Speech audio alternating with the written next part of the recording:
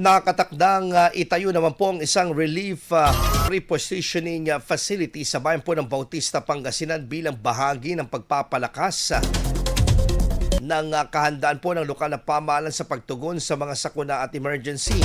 Ito ay kasunod sa isinagawang orientation kaugnay sa Relief Repositioning Agreement sa pagitan ng Department of Social Welfare and Development at ng lokal na pamahalaan ng Bautista. Layunin ng kasunduan na formal na matatag ang isang pasilidad sa bayan kung saan maaaring mag-imbak ng mga food at non-food items na agad na may papamahagi sa mga komunidad sakaling magkaroon pa ng kalamidad o iba pang emergency na sitwasyon. Dumalo sa nasabing orientation ang kinatawan mula sa lokal na pamahalaan, Department of Social Welfare and Development at iba pang kaugnay ng mga tanggapan at partner agencies na sumusuporta sa pagpapatupad ng programa. Ayon sa mga opisyal, mahalagang naturang hakbang upang mapalakas ang disaster response mechanism ng bayan at matiyak ang mabilis at maayos sa paghahatid ng tulong sa mga apektadong komunidad sa panahon ng sakuna. IFM News. IFM News.